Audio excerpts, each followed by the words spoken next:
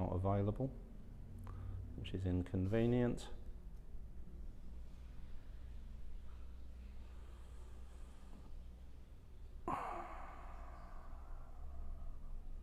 There we go. So what I need to do here is go on to there, go on to the meditation course. Hi everyone. To connect, if you go to the meditation course YouTube channel itself and just refresh the home page, then you will discover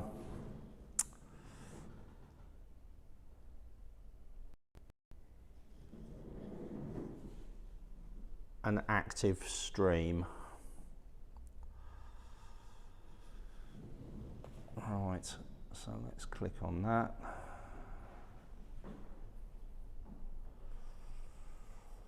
Okay, let's hope people pop up on there. Juggle, juggle, juggle, juggle. Yes, this has happened a couple of times. It's just chosen not to connect to the stream. That's okay. Little bit of competition's always a good thing. Yes, isn't quite what I was expecting. Either that or it's a recording of my voice, in which case I've got something wrong. Yeah, so well-being. This is a little bit like happiness. Ask 1,000 people and you'll get 1,000 answers. And what it means is there was a study, quite a good one, done by an organisation called the New Economic Forum. So this was in the Cameron years, and the government developed this project that they called the Foresight Project, where they wanted to look into the future of UK PLC and from that future decide what to do now to ensure that we can compete with other countries. So obviously it just came from an economic perspective. While this was all happening, this for instance is where the current schools, I suppose, teaching methodology came from. They chose to borrow the Singaporean model, or try to. I don't think it's been spectacularly successful, to apply the Singaporean model to schooling. And then one other thing that they came up with was the recognition that happy people are more productive. So subsequently, you have to actually think about people's happiness. So what they decided to do was to get this fascinating organisation to figure out what well-being was. So there's this concept that well-being helps to fuel the economy because people are happy. If you're happy, you're more likely to go out and spend your money. The more comfortable you are, the less threatened you feel, the more you're likely to spend. And as well as that, and I've seen this myself, because there's actually an app that measures it. It measures productivity and happiness, and it just asks you, how happy are you on a scale of 1 to 10? How productive do you feel? And this is an app called Track Your Happiness. I think it's probably still running. And I discovered, yeah, totally, the times when I'm most productive, I'm also the happiest. So well-being's a good thing for UK PLC, therefore they think about it. And the New Economics Foundation tagline, economics as if people mattered, which is not actually how economics works. Economics obviously has got nothing to do with people. You stop being a person, you start to become a producer or a consumer in the economic world. They were tasked with discovering, in collaboration with various other organisations such as the NHS, how to define well-being and how to make it happen. Okay, I'm going to have to do, I think, we've managed to lose Kel, so what I'm going to do is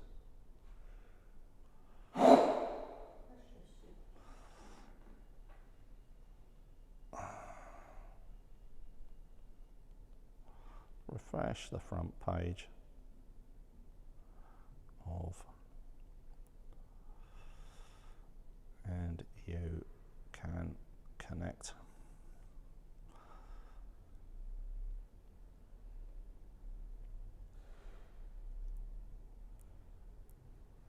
I think we've also managed to lose Amanda.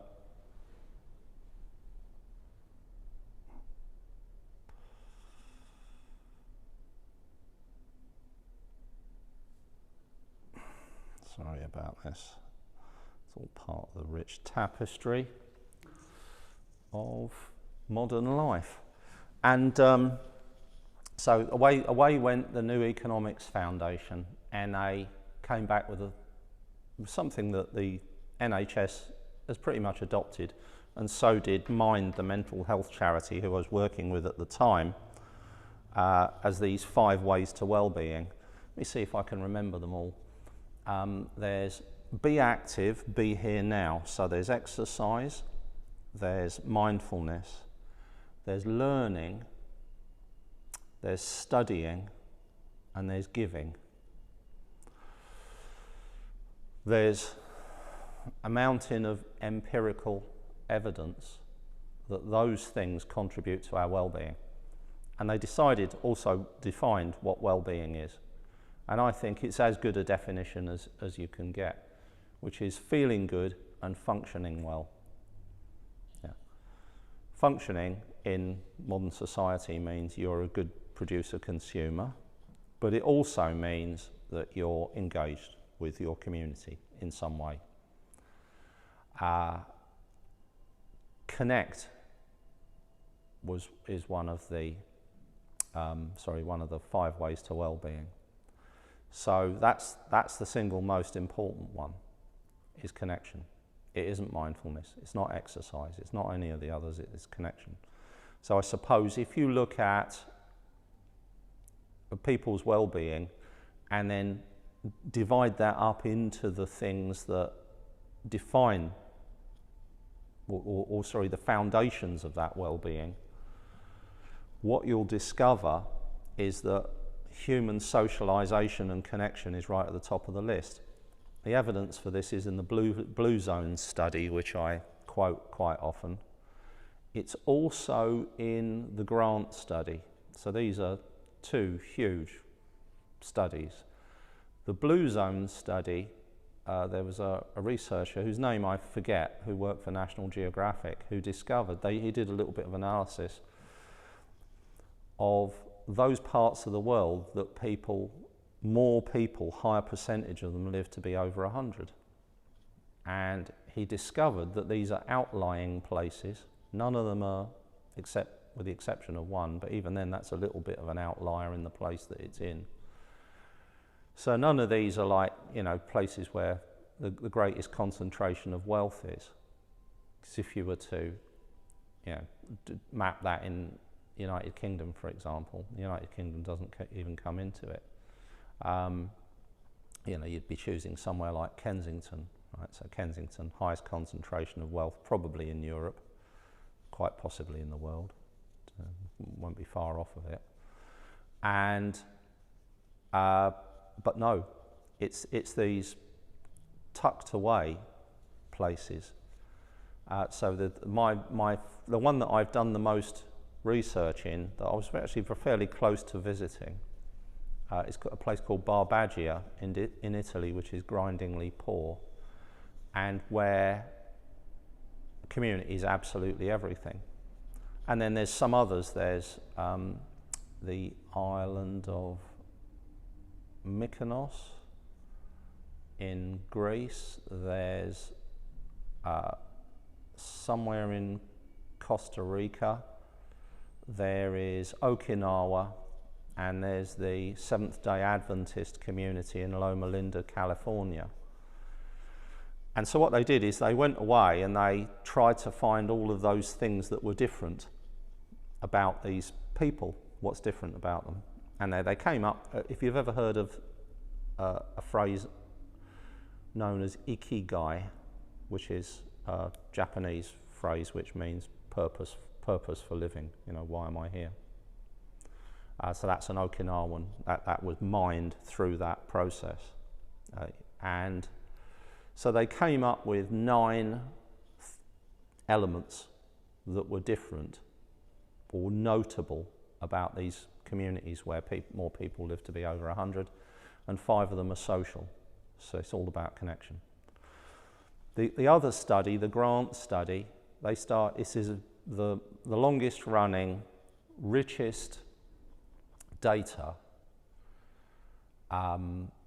longitudinal study in the world, began in the 30s, and I think it was Harvard, I'm not sure.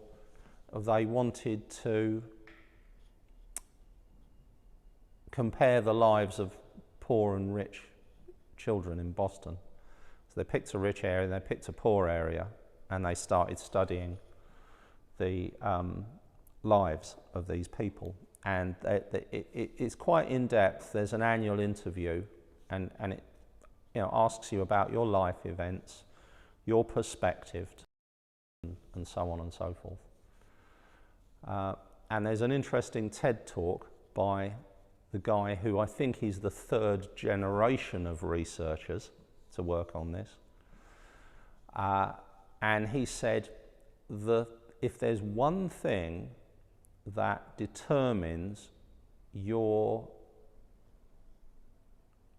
possibility of living a long and happy life, it's how connected you are at the point where you either become retired or semi-retired. That's the key indicator. So if you feel alone and lonely, or if you feel socially in a precarious situation, your chances of a long and happy life are diminished. If you look forward to retirement for social connection and you feel like you're part of a community, you live a long and happy life. That's of all of the things. So, you know, diet does come into this, exercise does come into this, but those are the keys. It's all about social connection. So all of the practices that I teach are actually all about social connection. So let's see how we're doing. Okay, I'll just explain this one thing that I explained yesterday to a group that I was teaching. And yeah, that's okay. And that's okay. Right. And what it is that basically meditation, we're teaching. So I have a question that I ask people. And the question is, can you feel your forehead? I don't mean can you touch it. I mean, how does it feel right now? Does it feel cool or warm, or does it feel, is there a sense of whatever information you're getting back from your forehead? And it isn't actually about how you can feel your forehead, but what that's telling us is how connected you are to your body. Only 5% of people actually get a sensation in their forehead. Although once you've focused on your body long enough, so if I'm in a group of, because when I started asking this question, I didn't used to explain why I was asking it. So I wasn't priming people. If I was in a group of regular meditators, that number would go right up. And so what's happened is they've connected to their body. And what's the value of that? The value of that is you're getting information from it. Yeah? And the information you're getting from it is does whatever's happening in my mind, my body, my experience, or my interactions with other people, does it align with my personal truth or not? All misery and suffering and unsatisfactoriness and anxiety and depression stems from the answer being no. And all that meditation does is it's giving you this barometer, which is your own body.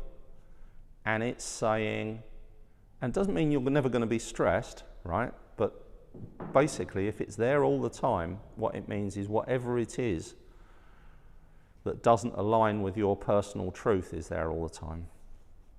And it's giving you this barometer that tells you, yes, this is consistent with my experience, my personal truth. My personal truth is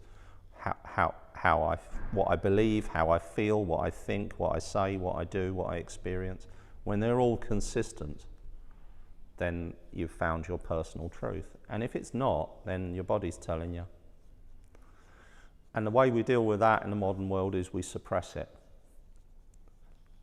Sedation, escapism, distraction, comfort and pleasure. Sedation, escapism, distraction, comfort and pleasure. I've just articulated the modern economy. It's there for a reason. It's there because we're not happy. So all of those things are to help us distract us from how we feel. But what meditation does is it makes you more aware of that feeling. And then what happens is you start making choices that more deeply align with that whole, dare I use the word, holistic me. The holistic me is what I believe, how I feel, what I think, what I say, what I do, what I experience, all rolled into one. And that's why they're all about the body. It's all about the body. Right, so enough chitter-chatter, and what I'll do now is find the bell and what we'll do is a little exercise, and the exercise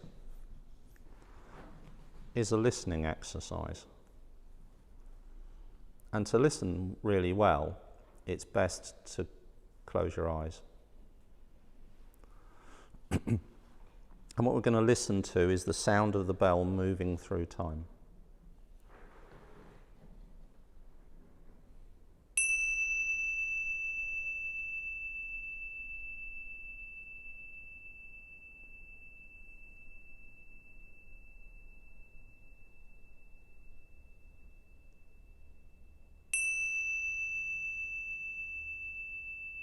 Stay with it.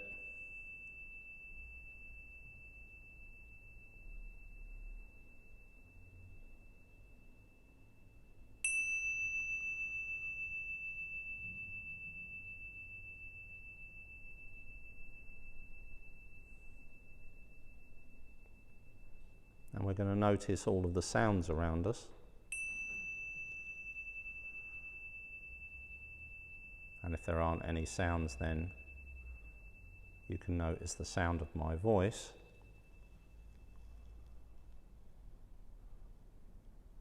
Also moving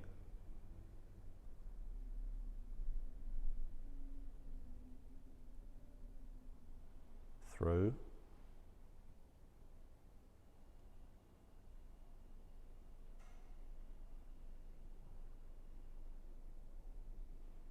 time. And what that does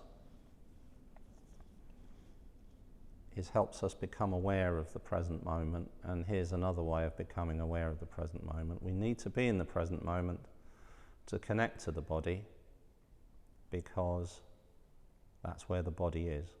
The body's never in the future or the past like the mind is. The body's only ever in the present moment. And the other way to notice the movement of time is through noticing the belly rising and falling.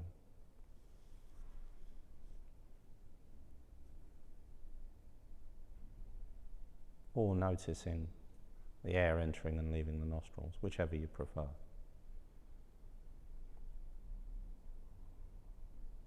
If you're new to meditation, noticing the movement of the belly, tiny little movement, is the most frictionless way into the present moment.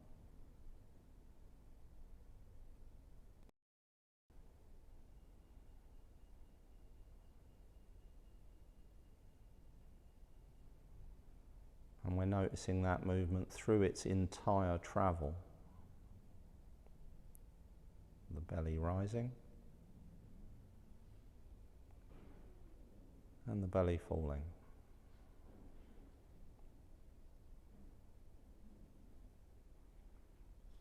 And if the mind's busy, let's say my mind's chattering, what I'll do is I'll hijack that inner dialogue, that inner voice,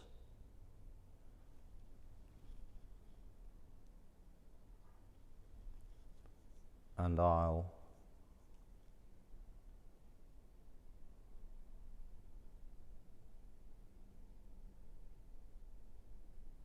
notice it,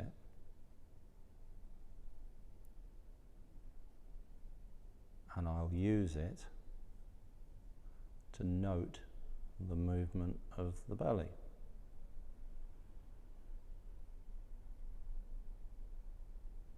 And the way that I'll note the movement of the belly with my voice is on the in-breath. I'll say in my mind rising, and on the out-breath I'll say in my mind falling. Rising, falling.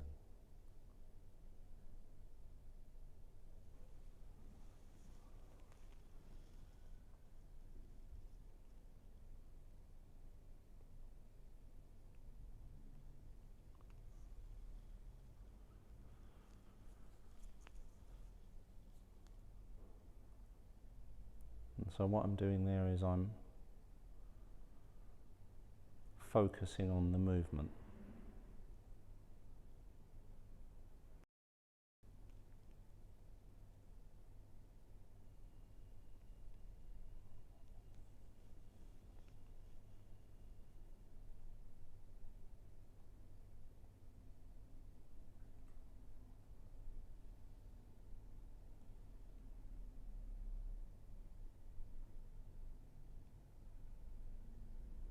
And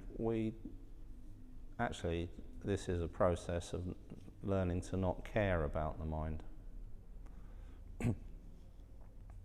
Because the mind isn't in the movement of the belly, the present moment.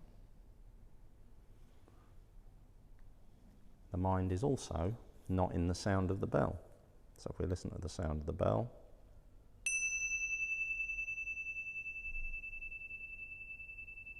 especially if we notice it moving through time,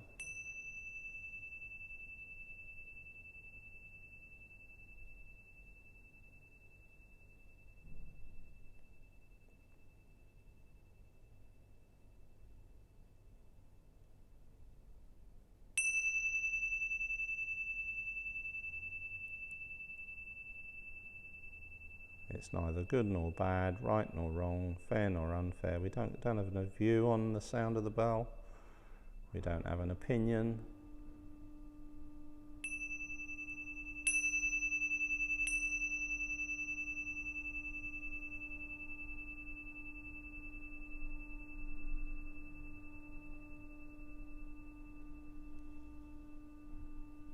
It's a neutral experience, and so is the movement of the belly.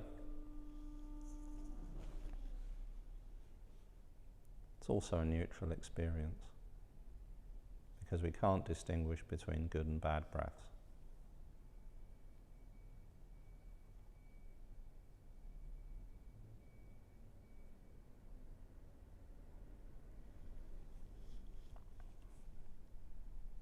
So this is the beginning of the process of connecting to the body. And the next step is to check our posture.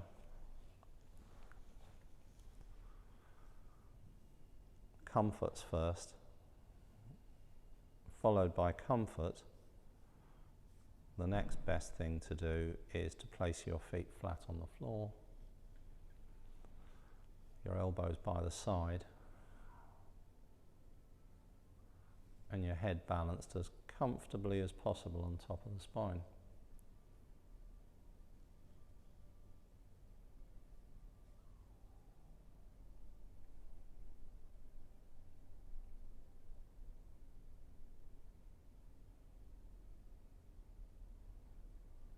So with the head balance, we're looking for the point of maximum comfort.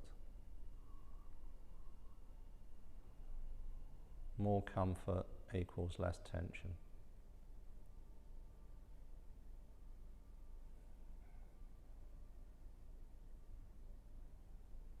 And then the two little biohacks, just gently putting the fingers and thumbs very softly in contact.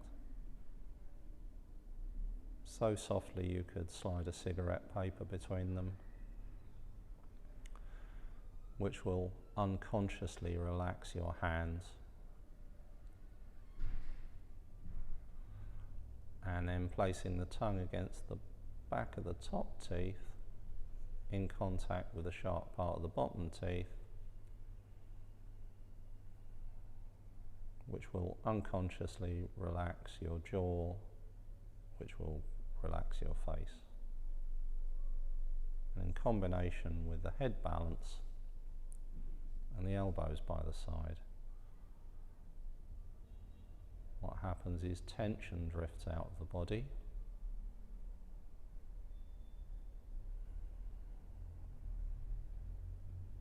and it drifts out of the body on the out breath.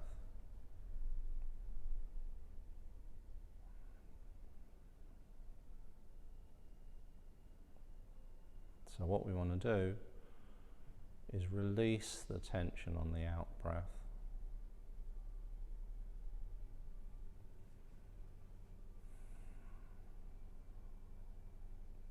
By just allowing the body to sink a little bit. Allowing the weight of the arms to pull the shoulders down. Allowing the body to settle down into the chair or the cushion. Or if you're on your back, allowing the shoulders and hips to open up.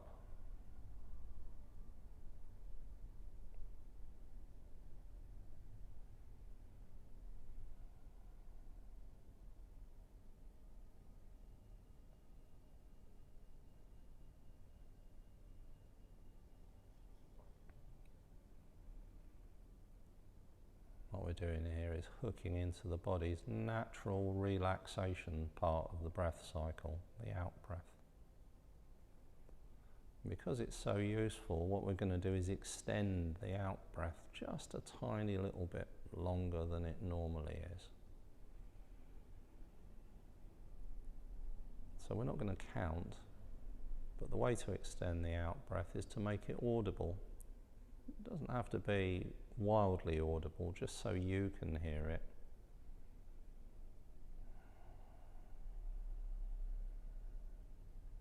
You can do that by constricting the throat. If you breathe out through the mouth, you can place your tongue near the roof of your mouth, whatever works for you.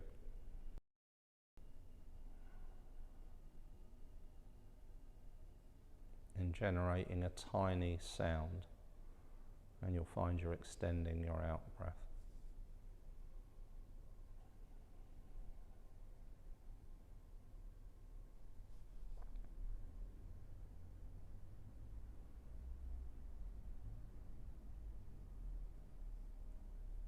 So our first connection to the body to get feedback from it is tension and tightness, pressure and stress. So you let your body tell you where that tension is. Could be the face, Could be the shoulders, jaw, hands, eyes, wherever. Could be your belly.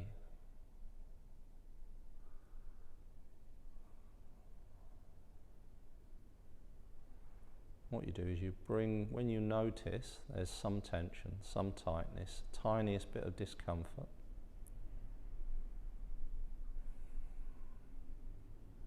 check your posture, and then focus on that part of the body, releasing the tension on the out breath. So you just need to focus on that part of the body. So let's say it's my jaw keeps clenching. What I do is bring my attention to the jaw, slightly longer out breath, keeping my tongue against the sharp part of the bottom teeth.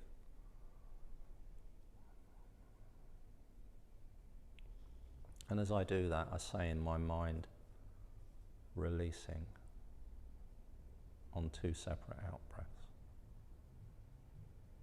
Next out breath, releasing.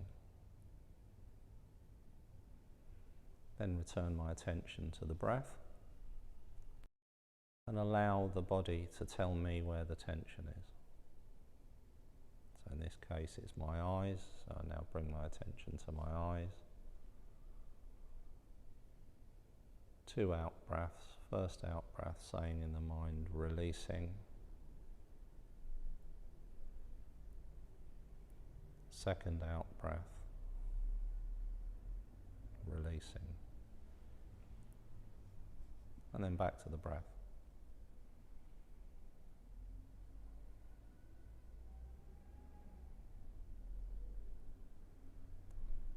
If you don't detect any tension, just stay with the breath.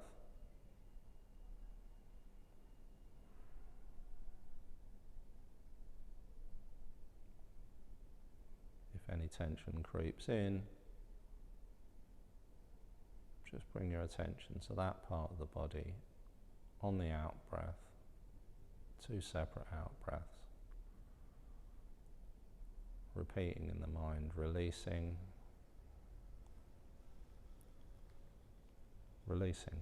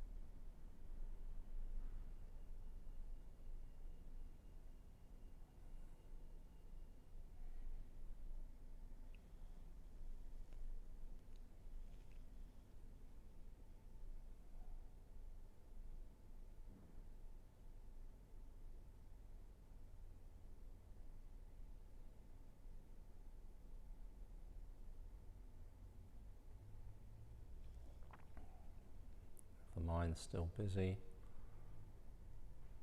we can still repeat the mantra. Mantra is just something we say in the mind while we're meditating. Repeat the mantra, rising, falling.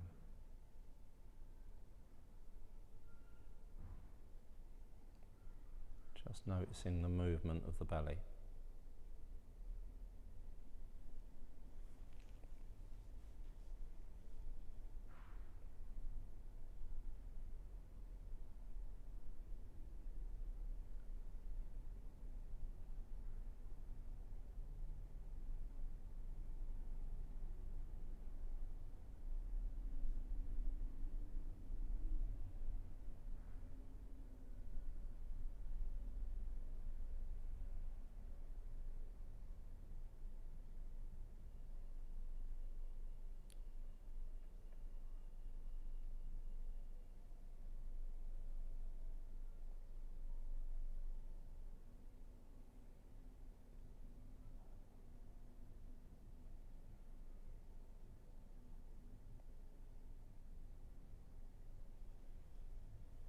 we're going to use a meditation that I teach to connect to physiology. We're going to focus on 4 key areas of the body where the most stress is for most people, which is the eyes, the jaw, the shoulders and the hands.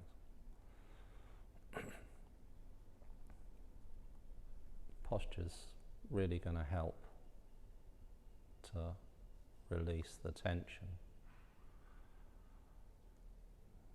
Tension and stress go hand in hand.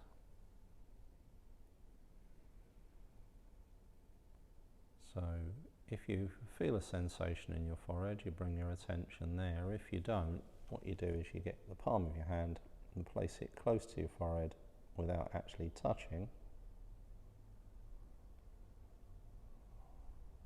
So it's the hands as close to the forehead as can be without actually touching. And then when you move your palm back down, there's a sensation. Coolness and tingling are the most obvious things. So the head balanced comfortably on top of the spine and the tongue up against the sharp part of the bottom teeth. Breathing in normally, breathing out, focusing downwards, starting at the forehead, eyebrows, eyes and cheeks.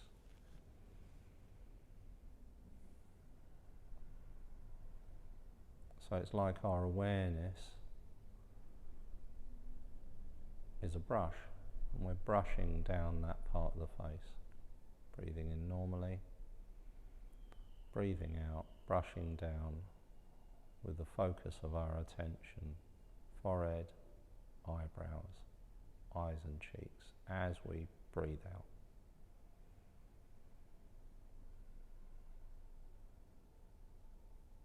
And if you wish, you can use the releasing mantra as you do this.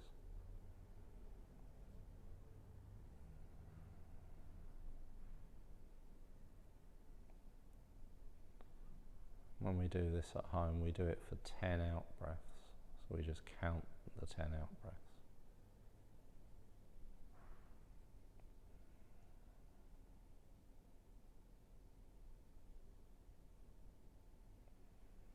And then breathing in normally, breathing out, releasing the tension from the mouth and lips, jaw and throat.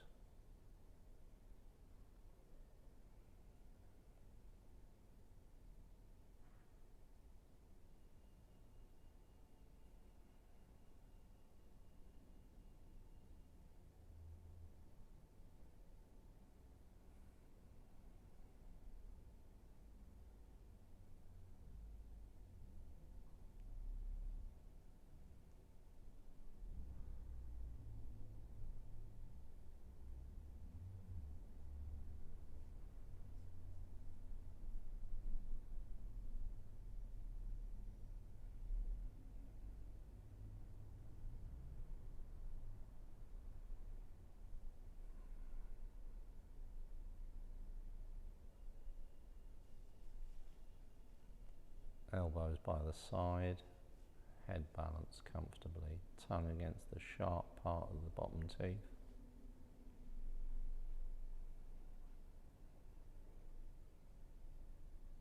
And again, if you wish, as you breathe out, saying in the mind, releasing.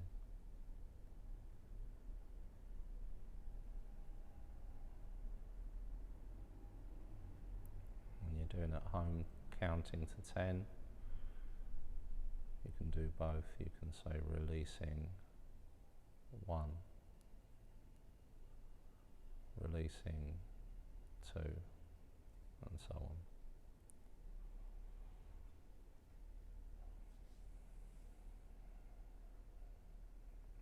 Again, breathing in normally. This time breathing out, releasing tension from the back and sides of the neck and shoulders.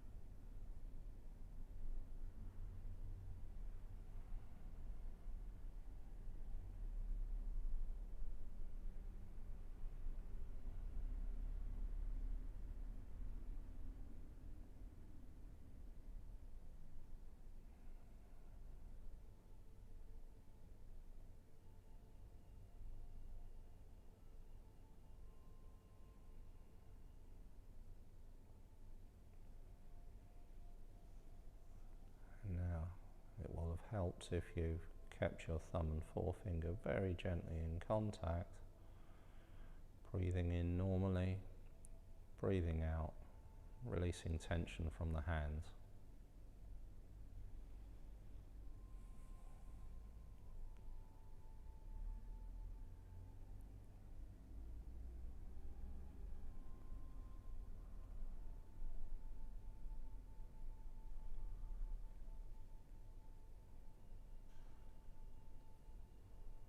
Just letting the tightness, tension, pressure and stress out the hands.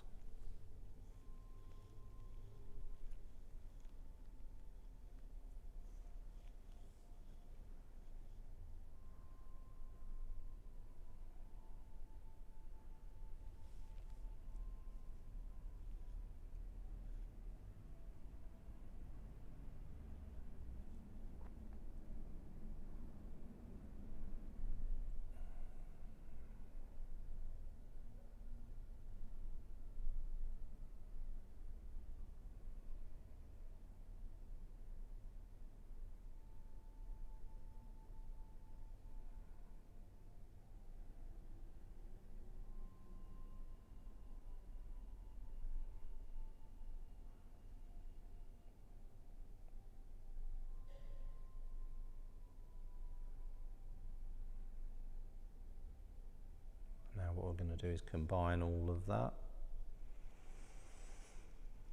So breathing in normally, breathing out like a wave of relaxation moving down the body. Focus on the eyes, jaw, shoulders, hands, down to your feet, down through the floor. Breathing in, breathing out, eyes, jaw, shoulders, hands, down through your body, down through your feet and into the floor.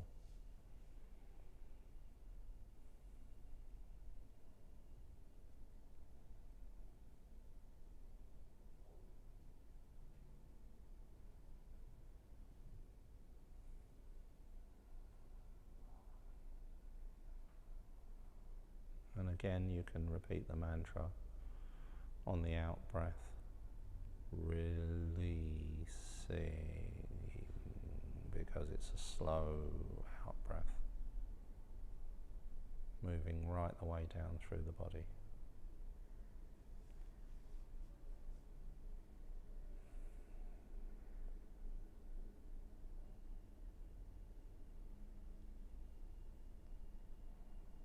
And then back to noticing the movement of the belly.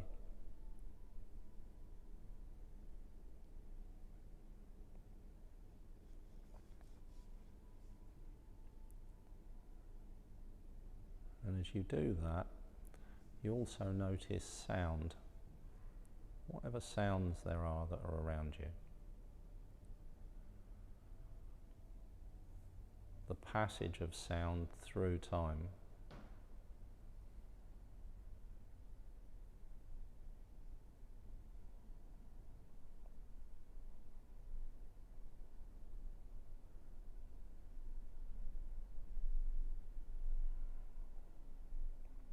So we're noticing it constantly changing.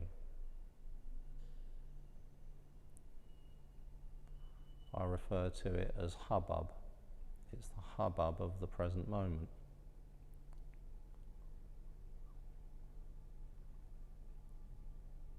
In here we can hear music in the distance, traffic, occasionally people's voices, bleeping of a crossing. It's the hubbub of the present moment moving through time. And then there's a sound of my voice also moving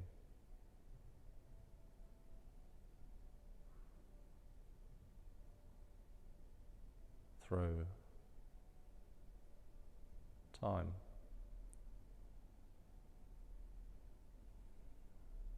And there are your own thoughts, the hubbub of the inner dialogue chattering away. and that's also moving through time.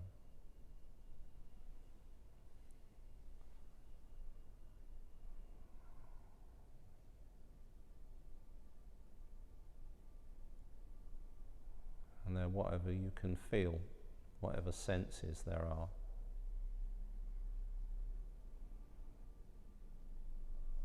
There's the backdrop of the day feeling. There's whatever discomfort there might be, whether it's physical or emotional, or there might be joyful emotions, whatever emotions are there. Also able to notice that moving through time as part of the hubbub of the present moment.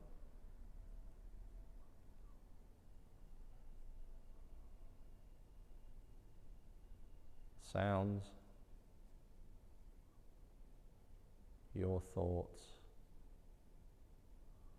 my voice, your sensations.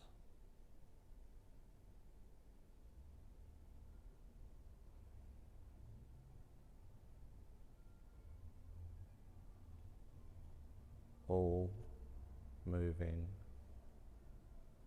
through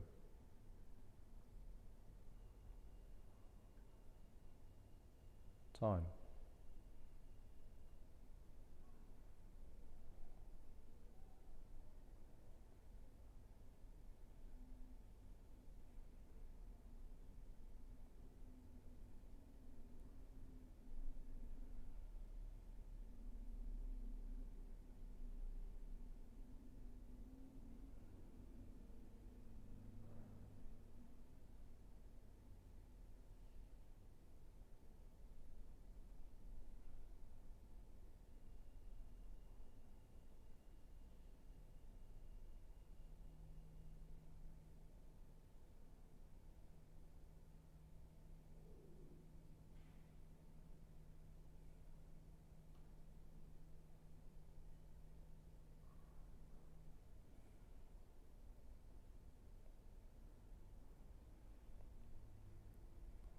And at the centre of it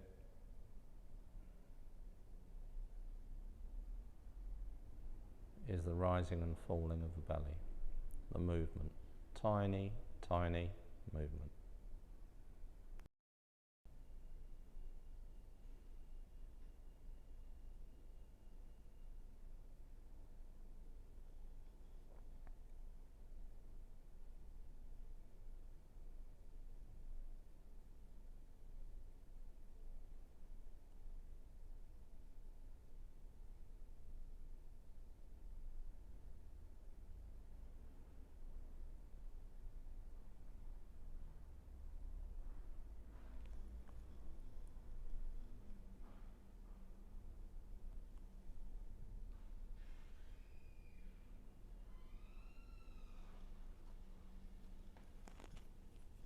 From time to time the mind will wander, and when it does, just gently bring it back to noticing the movement of the belly. And to assist you, what I'll do every so often is gently sound the bell, just in case you've wandered away.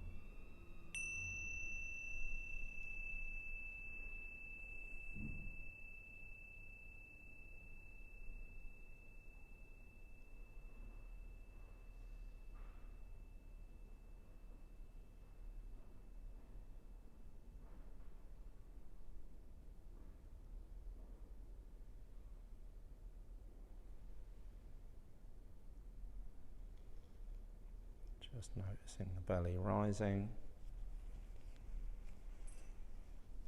the belly falling.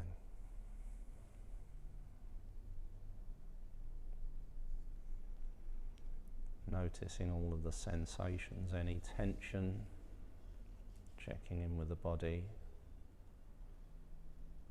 Is the head balanced comfortably? Are the elbows by the side? Are you as comfortable as you can be? Are you cool or warm? Are you tired or alert?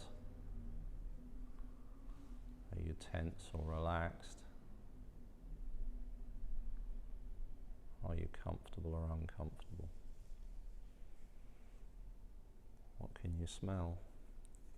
What can you taste? And in your very, very own time,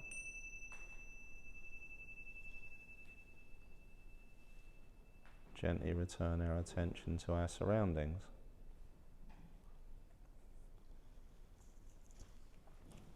So the studies that I mentioned earlier, big longitudinal social studies, there's some of the most useful and interesting ones that tell us the most about human beings is when they plug somebody into a polygraph and then do certain things. And what a polygraph does is it tells you your body is becoming stressed, among other things. And so what happens is when there's a little bit of stress, up goes your blood pressure, your heart rate, skin conductivity and so on, and they use it for detecting deceit. And it's pretty reliable, not absolutely, but pretty reliable. It's depending on the expertise of the person that runs it. There is an awful lot of benchmarking going on, but pretty much it's a reliable indication of discomfort, psychological discomfort in your body. So there's two studies. One's a thing called the Iowa gambling task. There's a computer with two sets of cards on it, and you play the game by moving the cards one at a time. So you're drawing a card from the top of the pack. One pack is fixed against you and the other one isn't. And you're plugged into a polygraph. And your body notices after 10 cards on the fixed pack. You notice after 60. So your body is significantly better at identifying when something's going wrong than the mind is. Doesn't mean that it's always right and the mind is, the rational thinking me is always wrong. There's another study where the study subject is lied to in some statements by the researcher. The researcher is giving away nuances of deceit by all sorts of things. Eye movements, body, cadence of their voice, all of this kind of stuff. They're measuring the body of the study subject. The body responds correctly to deceit 60% of the time. So that's like an extra 50% more than it gets wrong. The subject is no better than random. And what that means is we suppress, both of those things tell us that we suppress how we feel and the information that it's bringing. And of course we do. Of course we do. And what happens with meditation is little bit, tiny, incremental bits, so small that you don't even notice it, bit by bit by bit. You become tuned into your body. So you go from having a class full of new meditators where only 5% can feel their forehead to a class of experienced meditators where it's more like 60 or 70%. And those people are more connected to their physiology, and their physiology knows stuff, especially about other people, that the thinking, logical brain just doesn't know. So when I hear people deciding on somebody else's character choices, decisions for their choices and so on, it's like I discount it to 0. And when I do it, also, with hindsight, discount it to 0. So I'll have a good old complaint in my head about somebody and figure out what their motivations are, but then within the cold light of day realise I haven't got a clue. I haven't got a clue. We haven't got a clue why we do what we do, much less anybody else, right? So the benefit is that we become a little bit more comfortable with our emotional, physical responses to experiences. So if they're really uncomfortable, over time that discomfort diminishes. A thing called habituation, we get used to it. The other thing is we get a little bit more tuned into how we feel, and so we're able to let that inform our social connection choices. And then the end result of that, we're better connectors. The end result of that is we live longer and we're happier. So there you go. Right, so that's it for today. Oh, I didn't move the screen, so everybody's been looking at the meditation in progress screen. I think in future I'm going to have to give up on the idea of, because of this software, there we go, right, so, of actually sending out links. I thought that it was a problem because there were various other streams that I'd created, and I reduced it down to one stream, and I thought, oh, this is it now. Yeah, I can, if there's only one stream, it will hook into it, but apparently not. So therefore, I'll figure out another way of letting everybody know about the stream when it's set up, and that will probably be by me connecting to it on another device and then sending that information out through the meditation course website or the meditation course WhatsApp group. Okay, so thanks everybody for joining us. Matt and Amanda and Judith and Kel. Have a fantastic weekend. We're back from the mansion on Sunday night at 7. Okay, so I'll kill this off now, this stream. Have a great weekend, everyone. Take care.